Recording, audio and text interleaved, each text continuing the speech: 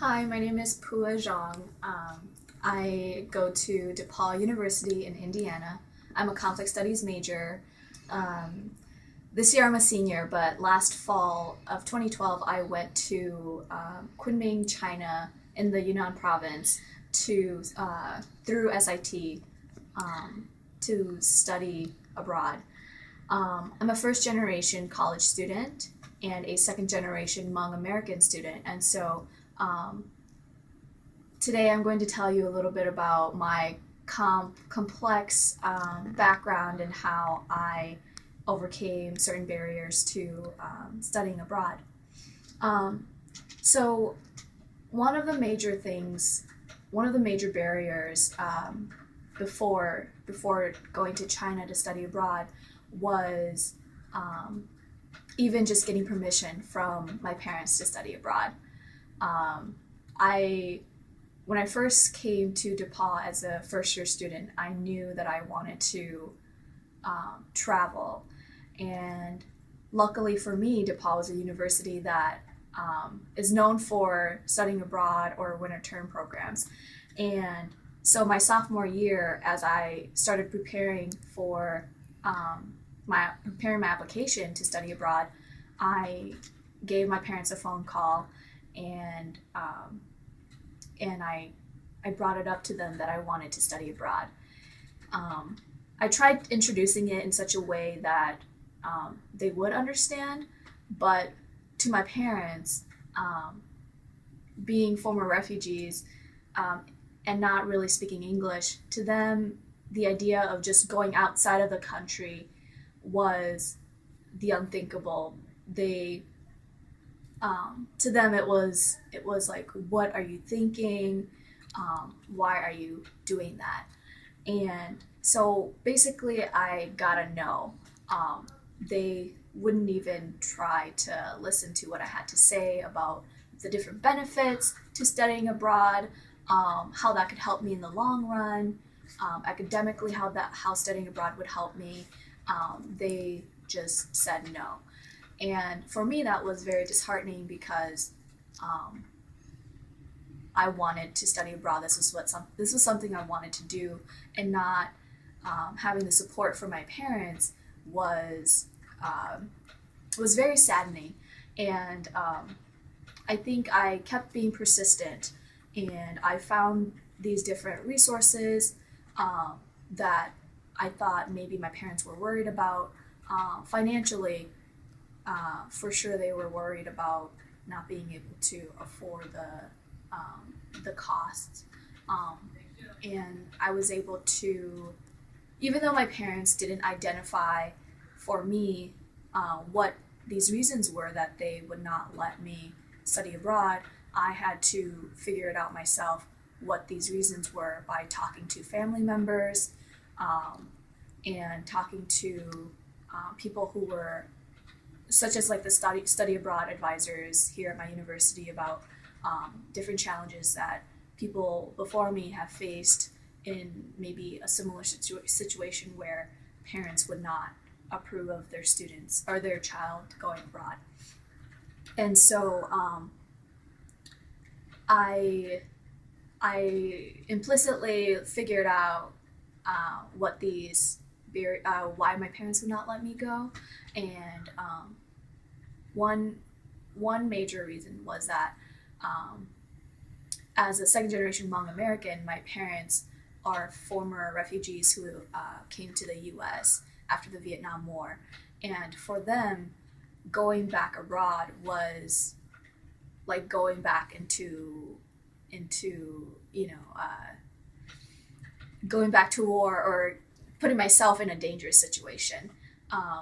My parents didn't understand that my university would provide insurance for me in case would happen, that they would guarantee my safety, um, and all of these things that came with being able to study abroad. And so my parents, that was one of the major reasons. They thought that I was putting myself into a dangerous situation because they had to flee persecution. Yet, why am I going abroad? And for them, even though this was nearly 40 years ago, um, their experience still seems like it was yesterday for them. And so for their child to go abroad, for them, that was out of the question. And so that was my biggest barrier with my parents. And secondly was financial reasons. My parents were worried about not being able to afford it. I personally was worried about not being able to afford it, but I think my persistence and determination to study abroad really showed through in my efforts. Even though I guess when it comes down to financial reasons, I was being very idealistic. Like, I don't care if I can't afford it, I'm going to go. Like, I would take out loans. So I was being very idealistic. But um, after speaking with study abroad advisors, I realized that um, there are these financial resources that I can tap into to help me make it possible without um, putting myself in a situation where at the end of the program I'd be in a hole of debt where I couldn't get myself out of. And I discovered, one, I'm a Pell Grant recipient, and so going through SIT, they had a matching Pell Grant scholarship, and so I was eligible for that. And secondly, I discovered the Gilman Foundation scholarship, and because I was going to China, I I looked at all the different requirements and eligibility requirements for applying for Gilman, and I realized that there was also the Gilman itself. The full scholarship is only technically $5,000, but if you're studying a critical language, then you would get an additional $3,000, making it a total of $8,000. And so I saw this as an opportunity to really take advantage.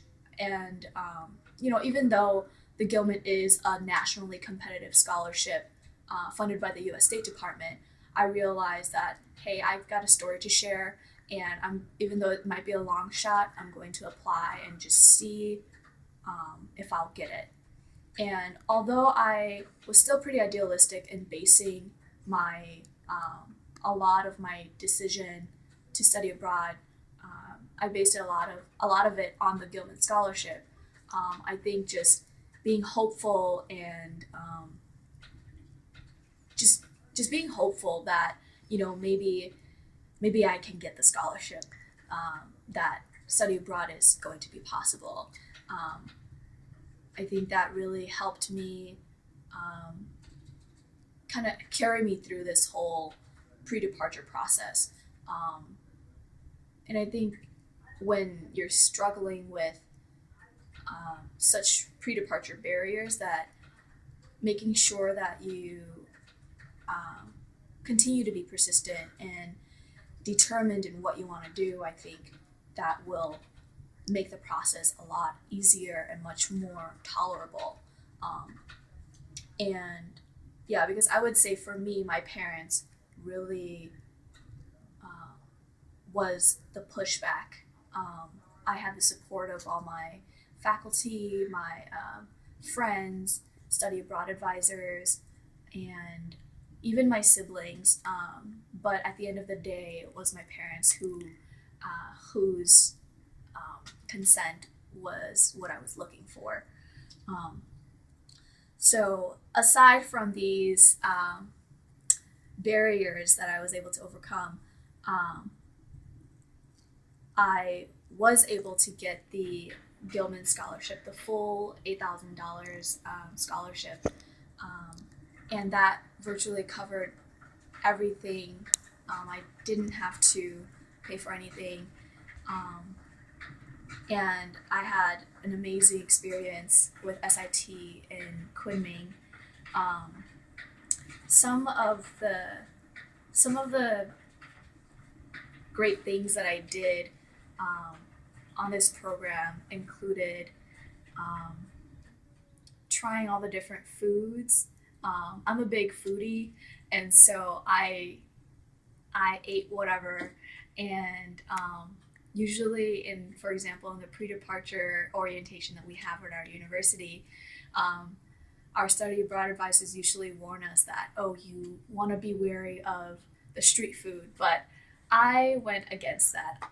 If anything, I would say the street food was some of the best. It honestly was probably better than some of the food from the restaurants, and another perk was that it was cheap. So, um, yeah, that was I love the street food. I wish we had that in the U.S. But unfortunately we don't. That's one thing that I really miss about China, and I think also one of the most important experiences for me that I think still really impacts me today is being able to do an independent research project through the SIT program. Throughout the program, I was able to make connections with various community members to prepare for this project. And the last month in China of my program, I was able to conduct this research project on my own. Um, and I will say that um, even though I did it on my own, it was really difficult, and language is definitely a challenge. Mandarin is not my first language, although I do speak Hmong, and my independent research project was based on working with a Hmong community. Um, Before getting to the community, I had to travel through the bus, travel via bus, and that required using Mandarin Chinese.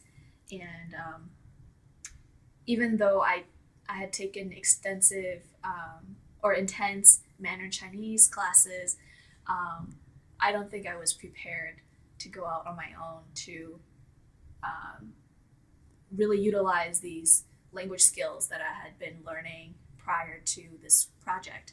However, I will say that that experience really showed me um, the level of my language skills, and and I think that really um, proved to me that I still have so much more to learn, and that studying Chinese doesn't end here. That it is a lifelong process for me to continue to learn Chinese, so that I can even just have a conversation with um, someone on the street, or even with the street vendor who's selling the food to me.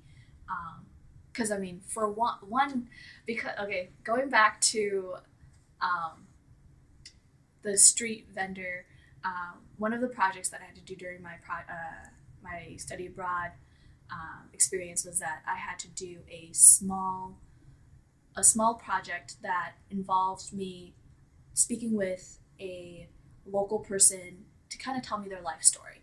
And I've always been interested in how street vendors that sell food outside of our university, how they are making their living, um, and if it's enough for them, and if do they find joy in making food on the street for students, and for their customers. But because I lacked language skills, I was not able to convey um, my genuine intentions about wanting to know about their life story. Instead, I was turned away, and I was very saddened because um, I wanted to really share this man's story about maybe the challenges that he faced, and maybe explore some societal issues that he may be facing, and um, just sharing that story with people who may not have ever heard of a street vendor selling food to make a living. And so, I think for me, I'm really determined to continue taking Chinese, and I was able to do that through studying abroad and speaking with the local people. I definitely improved my language skills, improved significantly. And so I guess that could be a great experience in learning where I lacked, but also a difficult experience in that I was turned away for the first time. Um, and a couple other smaller difficult experiences I had was that because I'm Asian American, and I have Asian features, facial features, that every time I was with my white classmates, I was always thought of as their tour guide. And for me at first, it was very frustrating because I felt like still trying to confront these issues of being of Asian descent, but not fully being recognized as an American.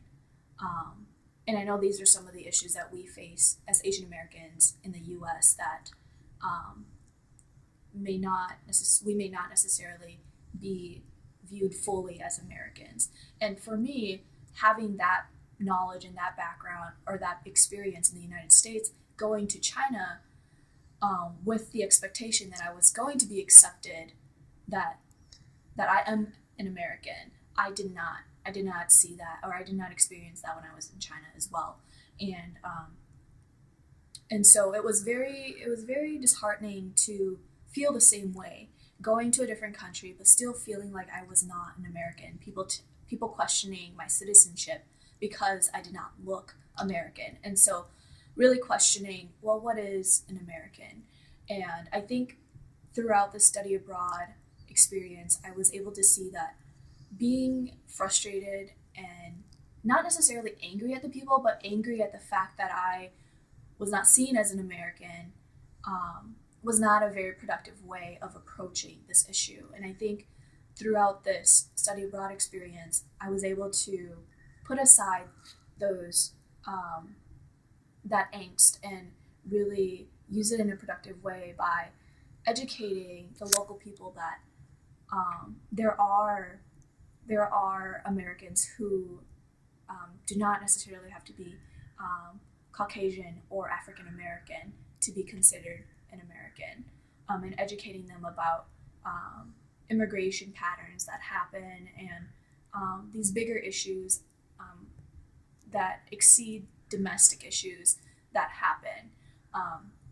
And I was able to really, the people that I came into contact with, I was able to educate them in such a way that I was no longer seen as, like, she's Chinese, but she can't speak Chinese. I was slowly starting to be seen as, oh yeah, she's an American with Asian descent.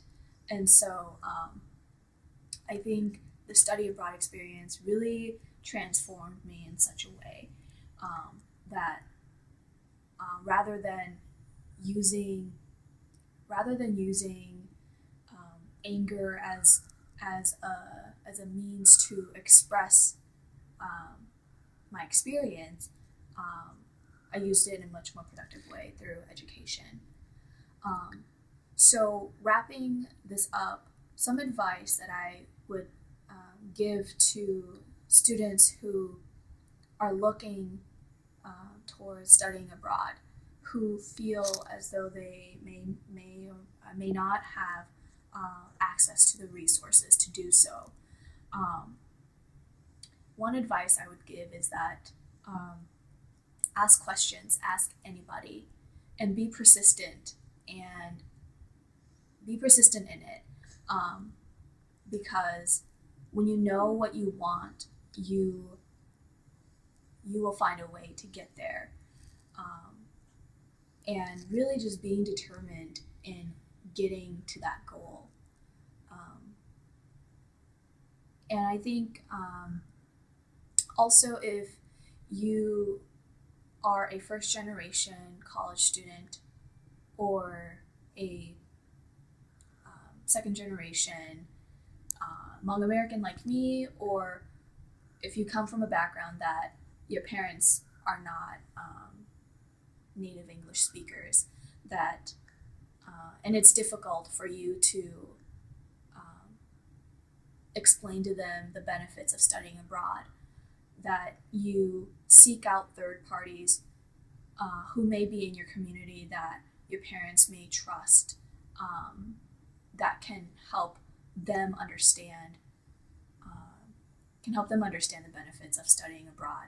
Because I know for me, even when I told my parents that I have study abroad advisors, or my advisor who can, my major advisor who can talk to you about the benefits, my parents were not willing to, because although they may be reputable sources, to my parents, they were just strangers. They had no rapport with my parents whatsoever. And if anything, my parents told me that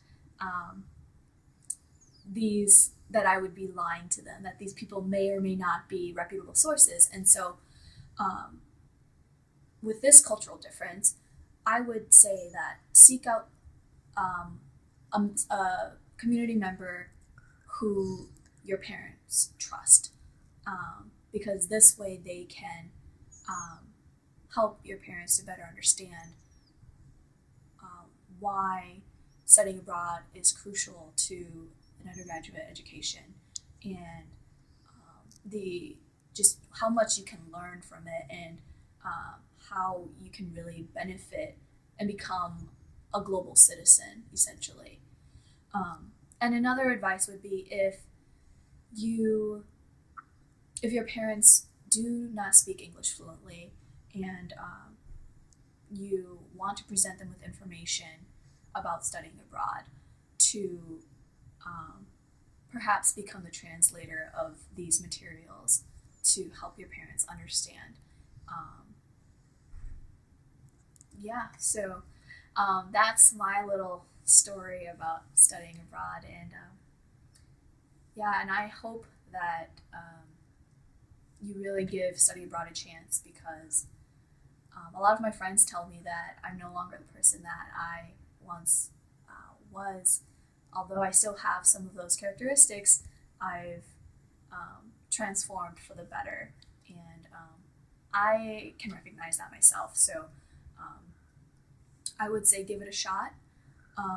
You have nothing to lose, and best of luck.